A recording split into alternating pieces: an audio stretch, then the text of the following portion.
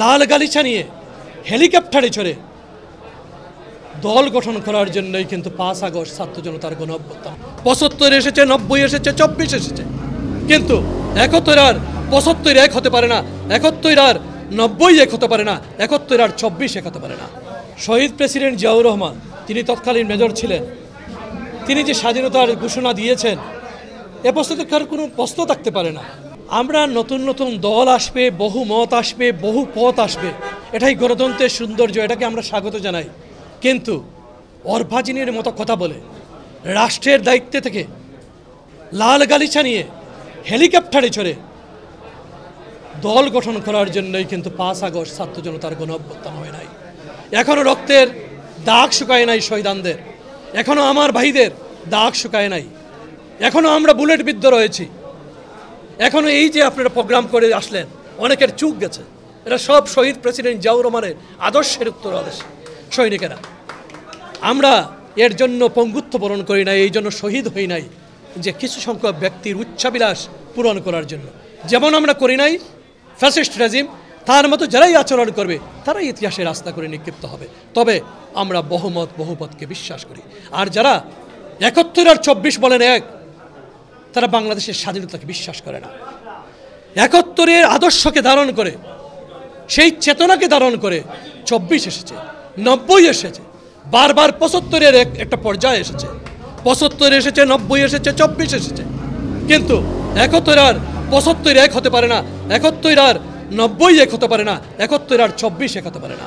71 আমার মূল ভিত্তি, আমার স্বাধীনতার সুপার। অতএব একটার সাথে আরেকটা মিলানো যাবে না, চেতনাকে মিলাতে পারেন। ইতিহাস তার নিজস্ব গতিতে চলে, কোনো কিছু দিয়ে বন্ধ করে তা কিন্তু বন্ধ করা যায় না। শহীদ প্রেসিডেন্ট জিয়াউর রহমান, তিনি তৎকালীন মেজর ছিলেন, তিনি যে স্বাধীনতার ঘোষণা দিয়েছেন এ প্রশ্নে কোনো প্রশ্ন থাকতে পারে না। সারা বাংলাদেশের মানুষ, তখনকার মানুষ সবাই তার কণ্ঠস্বর শুনতে পেয়েছে এবং সেই কণ্ঠস্বর শুনে সবাই রণাঙ্গনে যুদ্ধে ঝাঁপিয়ে পড়েছে। সেই প্রতিষ্ঠিত সত্যকে যারা আড়াল করার চেষ্টা করেছে তারা আজকে জনগণের চোখের আড়াল হয়ে গেছে, তারা আজকে পলায়ন করতে বাধ্য হয়েছে। ইতিহাস কোনো অবস্থাতে পানি যেভাবে আটকানো যায় না, নিচের দিকে যায়, ইতিহাসকে কোনোভাবে বাদ দিয়ে আটকানো যায় না। ইতিহাস তার সমহিমায় বারবার ফিরে আসে। আর স্বাধীনতার চেতনা বলেন, স্বাধীনতার চেতনা কি আজও আমরা খুঁজছি? তো আমরা বারবার সঠিক রাস্তায় বাংলাদেশকে ফিরিয়ে আনার চেষ্টা করছি। সেই রাস্তা থেকে বাংলাদেশে বারবার বুল ট্রেকে নিয়ে যাওয়া হয়েছে।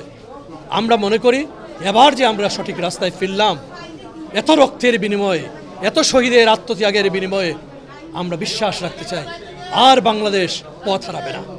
এই রাস্তায় স্বাধীনতার যে মূল উদ্দেশ্য, একটি জনকল্যাণমুখী রাষ্ট্র,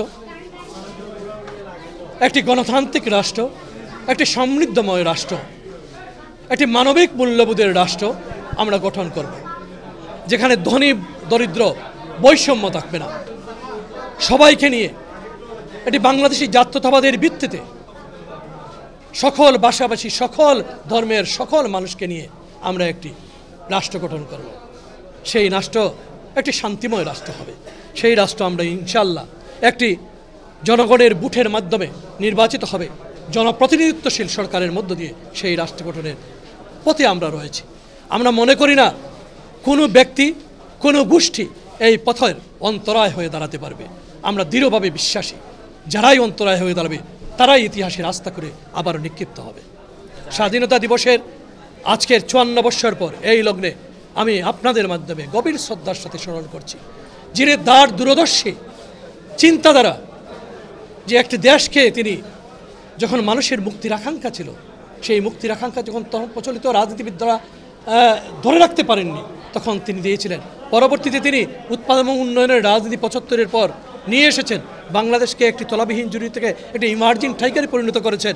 সেই ব্যক্তি আজকে সেই শহীদ প্রেসিডেন্ট জিয়াউর রহমানকে গভীর শ্রদ্ধার সাথে